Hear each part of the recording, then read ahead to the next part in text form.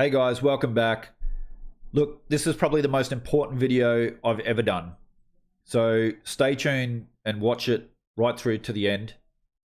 Now, over the weekend and yesterday, two of the smartest brains in economics and finance have come out and are warning us about hyperinflation. Not inflation, not stagflation, hyperinflation. Michael Burry, who was played by Christian Bale in the movie The Big Short, was the first person to see the housing bubble, and he shorted it. And everybody, even experts, Reserve Bank, Federal Reserve, government, everyone, other economists, laughed at him. And over the weekend, he's come out and he's warning of hyperinflation. Professor Richard Werner, who is probably the leading expert in the world in banking. He's actually the guy who invented the term quantitative easing and is an expert on Japan. He tweeted something out yesterday, and this actually involves me, this story. I replied to his tweet, and then he replied to my tweet, where he warned that we are 2 years away from hyperinflation. And that set off a storm on Twitter. Some media people are asking him questions and want to get more information. And so I'm sharing that in this video. I'm sharing these two people who are warning of hyperinflation. Michael Burry also gives us some information about how to protect ourselves during a hyperinflationary period. And so I share that towards the end of this video. So don't switch off now. This is probably my most important video. If what these guys are saying is true and comes to fruition, you want to have the tools to be prepared and get through the next few years. So let's have a look.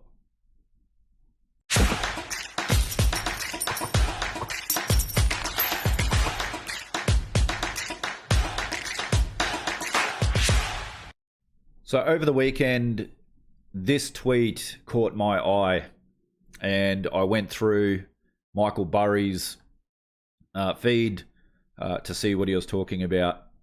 And he was talking about inflation. So he warned about the housing market. No one listened. He's walking about hyperinflation now. No one listens. However, he'll have proof because he's tweeted this out. So let's have a look at this article. So let's have a look at his tweets. Now, I could put the tweets up like this. However, ZeroHedge has done an article which basically outlines his whole tweets and his warning about hyperinflation. So let's have a look at that. Over the weekend, Michael Burry really created a storm when he went on a Twitter, I wouldn't say a Twitter rant, but just went out there and warned that we are about to face hyperinflation, not stagflation, not mild inflation or disinflation, but hyperinflation. And so I just want to go through this article on ZeroHedge, which, to be honest, I could have shown his exact tweets. However, I think this article sums it up best. People say, so this is his tweet here. So people say, I didn't warn last time. I did, but no one listened. So I warned this time, and still no one listens. But I'll have proof I warned. Indeed he will. So what he's saying here is that he warned about the housing bubble and the market crash, and no one listened. And, you can watch The Big Short and see that for yourselves.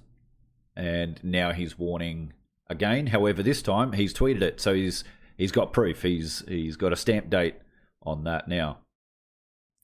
1 week ago, Bank of America hinted at the unthinkable. The tsunami of monetary and fiscal stimulus, coupled with the upcoming surge in monetary velocity as the world's economy emerges from lockdowns, would lead to unprecedented economic overheating, or rather precedented, as BOFA CIO Michael Hartnett reflected back on the post-World War I Germany, which he said was the most epic, extreme analog of surging velocity and inflation following end of war psychology, pent-up savings, lost confidence in currency and authorities, and specifically the Reichsbank's monetization of debt, and extrapolated that this is similar to what is going on now. Absolutely, could not agree more, Bank of America. And so when we get down to,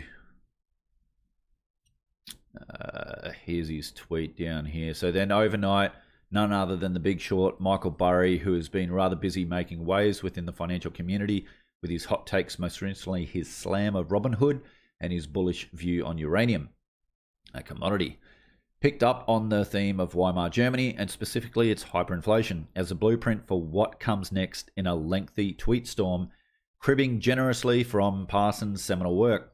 And while the details are familiar to most monetary historians, the fact is that now none other than the man who was made famous in The Big Short is calling for Weimar-style hyperinflation in the US. Below is an easily digestible repost of Burry's lengthy Saturday tweet storm, which shows just how similar our world is to that prevalent in the years just before Weimar Germany saw the most explosive hyperinflation in history. So, that's his handle, Cassandra, at Michael J. Burry. The US government is inviting inflation with its MMT-tinged policies. Brisk debt to GDP, M2 increases while retail sales PMI stage V recovery. Trillions more stimulus and reopening to boost demand as employer and supply chain costs skyrocket. And those who follow Jim Rickards, now Jim has said that he's kind of on the deflationary camp. However, when velocity, so Jim focuses on velocity in previous videos, I've talked about velocity as well, that it isn't the be all and end all. It is important, don't dismiss it, but I was shown in other periods where velocity's been high, inflation's been low, velocity's been fairly lowish, yet inflation's been high. But Jim Rickards says when we do open the economy, and same with Jim Rogers, when we do open the economy and come from these lockdowns, with the supply chain issues, less goods and services, and all this new M2 out there chasing it, and the velocity picking up, that is super inflationary. So even those gentlemen are on that bandwagon. So here is his tweets right here. So the life of the inflation in its ripening stage was a paradox which had its own unmistakable characteristics. One was the great wealth, at least of those favoured by the boom. Many great fortunes sprang up overnight. The cities had an aimless and wanton youth. Prices in Germany were steady, and both business and the stock market were booming. Okay, sounds a bit like today. The exchange rate of the mark against the dollar and other currencies actually rose for a time, and the mark was momentarily the strongest currency in the world on inflation's eve. Side by side with the wealth were the pockets of poverty. Greater numbers of people remained on the outside of the easy money, looking in but not able to enter. The crime rate soared. Don't we have the Cantillon effect today? And are we seeing more social unrest today? Anyway. Accounts of the time tell of a progressive demoralization which crept over the common people, compounded of their weariness with a breakneck pace to no visible purpose, and their fears from watching their own precarious position slip while others grew so conspicuously rich.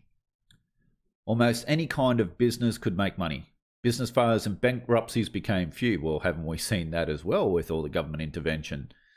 The boom suspended the normal processes of natural selection by which the non-essential and ineffective otherwise would have been culled out. Speculation alone, while adding nothing to Germany's wealth, became one of its largest activities. That's exactly what's happening today. The fever to join in turning a quick mark infected nearly all classes. Everyone from the elevator operator up was playing the market. Are we talking about today or are we talking about 1921? The volumes of turnover in securities on the Berlin Bourse became so high that the financial industry could not keep up with the paperwork, and the Bourse was obliged to close several days a week to work off the backlog. Hashtag Robin Hood down. uh, all the marks that existed in the world in the summer of 1922 were not worth enough by November of 1923 to buy a single newspaper or a tram ticket. That was the spectacular part of the collapse, but most of the real loss in money wealth had been suffered much earlier. Throughout these years, the structure was quietly building itself up for the blow.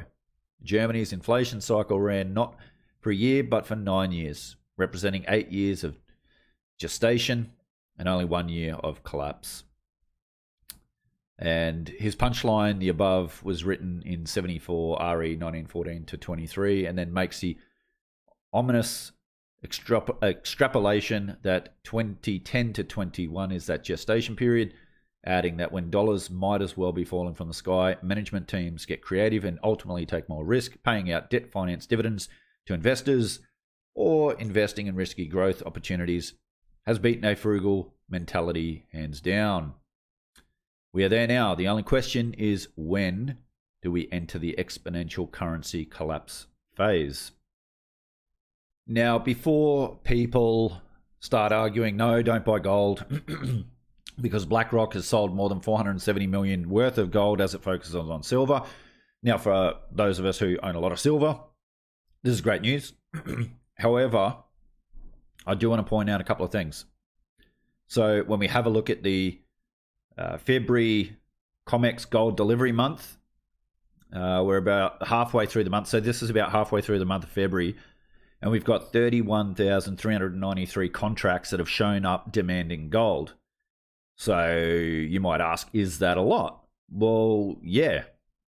Because if we have a look here, that's more than the entire year delivered in 2015, 2017, or 2018. So even though BlackRock have started selling gold and buying silver, there is still huge demand for gold as well. So don't be fooled that everyone's selling out of gold. That ain't happening. There's huge demand for gold, but there's just tremendous demand for silver. Now, as I mentioned, that another expert is also warning of hyperinflation, and this time it involves me. I'm caught up in this story this time. Now, if you guys haven't heard of Professor Richard Werner, he wrote the book Princes of the Yen. There's a documentary called Princes of the Yen, which is about Dr. Werner and the whole Japanese economy, the boom, the crash, and their quantitative easing since then. Dr. Richard Werner is the guy who invented the term quantitative easing. Richard Werner is one of the leading, if not the leading, expert in the banking system today, and an expert in Japan. Now, a lot of people compare what we're doing in the West with quantitative easing to what Japan have done for the last 25 years. And everyone just says, or the deflationists anyway, say, no, there's no inflation. We're just copying Japan. We're going to be Japan. Well, this is where things got interesting for me yesterday, and I was absolutely gobsmacked when I saw this. So Richard Werner sent this tweet out to Eric Townsend from Macro Voices, and if you're not listening to Macro Voices, you do yourself a favor, folks. Download that podcast and start listening to it. Eric has some of the best macro investors and thinkers on his podcast. So anyway, Richard Werner, the good professor, sent this tweet out. Dear Eric, dear colleagues, I think it's time I speak to you on your podcast. I think you have an educated audience that might like to hear from me. Basically, he's wanting to get this message out. He's wanting to get this warning out. Now, this is me, Sitiveni. My name's Stephen. Sitiveni is Fijian for Stephen. That's my Twitter handle, so if you want to follow me on Twitter, you'll see plenty of good macro, economic and finance debates investment debates on Twitter between me and a whole bunch of people. So feel free to follow me on there if you want. And I replied, yes, and please explain why and how we won't end up like Japan, because we keep hearing from some that we are just copying Japan. And the good professor replied to me, Japan is out, Germany is in. 2021 equals 1921. Hyperinflation in 2 years.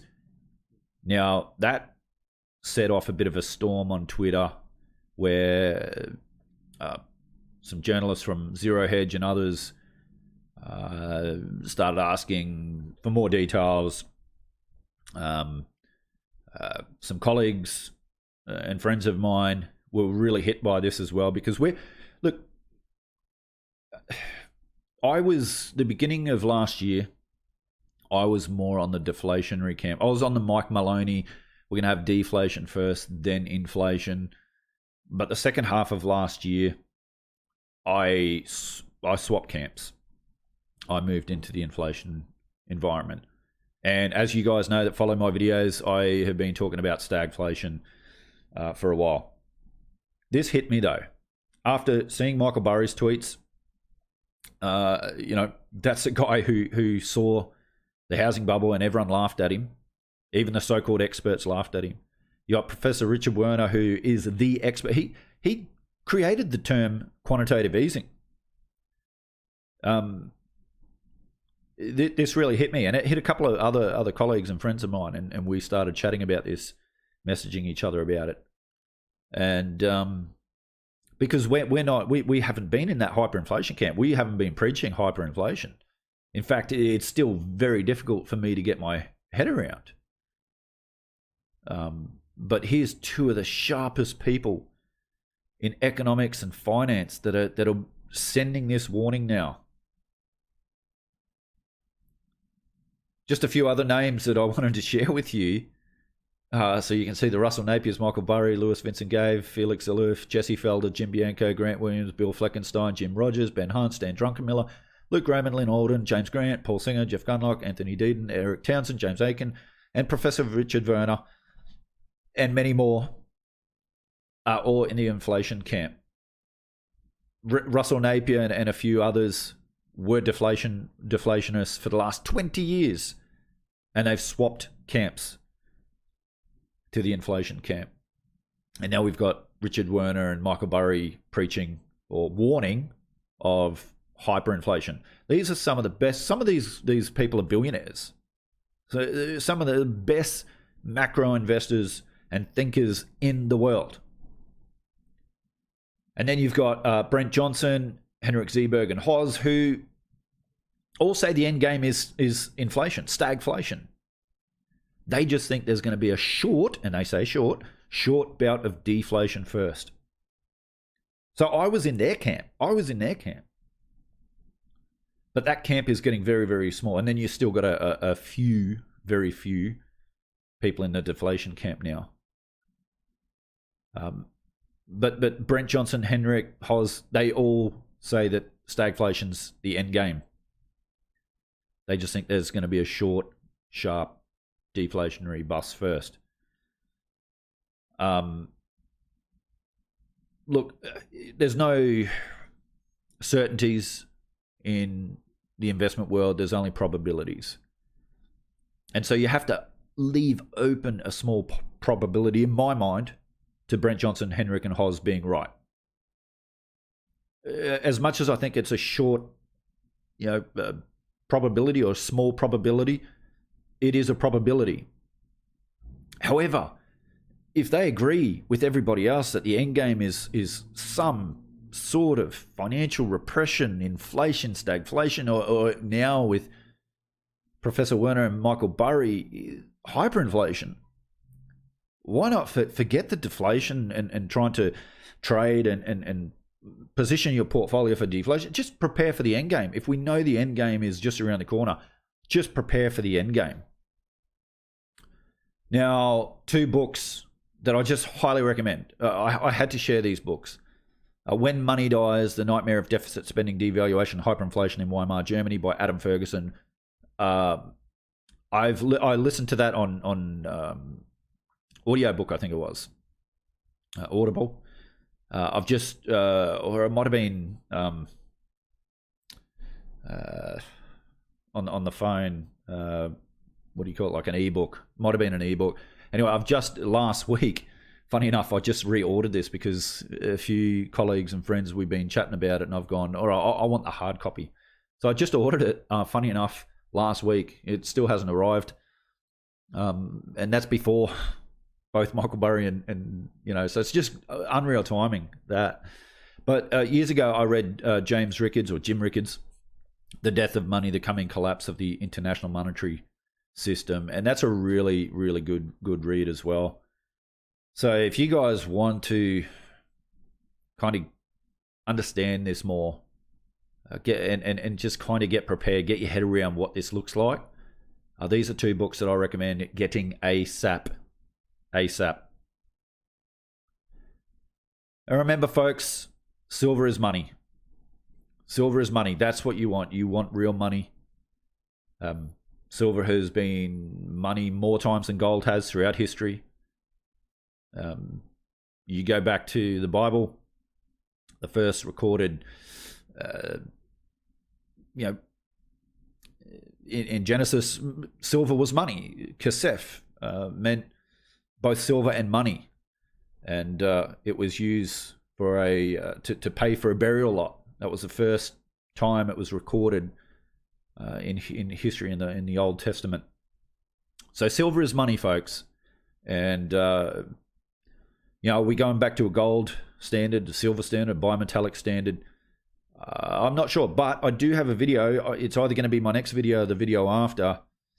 JP Morgan, there's some reports that JP Morgan, who are the biggest holders of silver, you might have heard that it was early last year, they developed a digital currency, and there are some reports starting to flow out, and I'm going to share this in a video, in the next video or two, that it could be a silver-backed digital currency.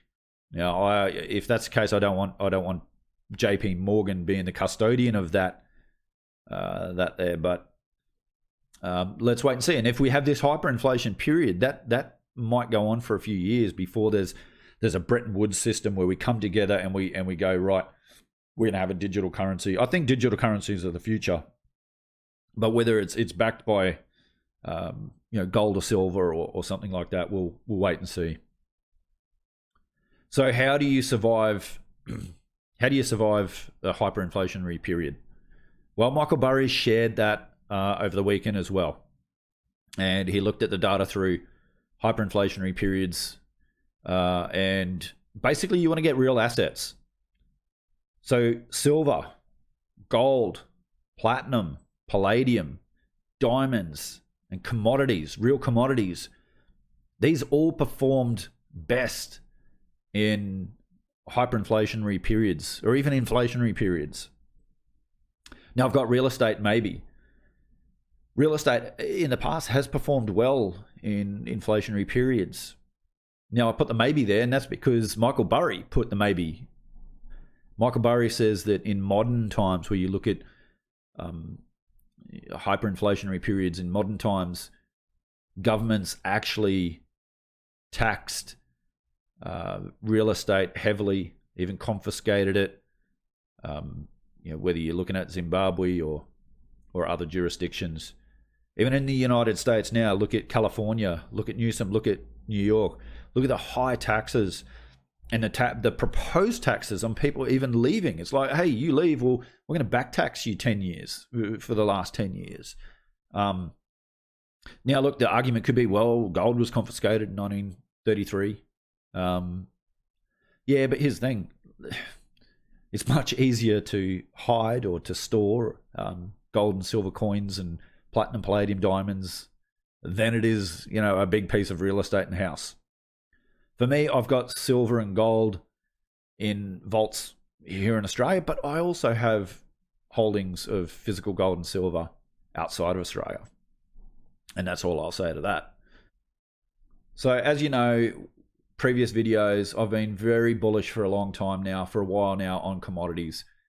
And when you just look at it to equities, it's never been cheaper. And one thing I recommend you do is go and Google wealth cycles. Go Google Mike Maloney wealth cycles. And I've used wealth cycles to create wealth in the past. I'm doing it again. You might want to get educated on that. Just go on Google. In fact, I might even find, if I can find the video, I'll put it in the link in the description below. I'll also put in the link below that documentary movie or video of Princes of the Yen about Dr. Richard Werner and Japan and whatnot. So you can have a look at that. But yeah, guys, this is a warning. 2 of the smartest brains in the world warning hyperinflation within 2 years. So get prepared. Buy the precious metals. Buy diamonds if you can. Buy commodities. Real estate may be good as well. We just, there's risks there. There's risks with everything. But anyway, I thought this was an important video to share this message with you. If these guys are right, I don't even know what this is going to be like. None of us have lived through this.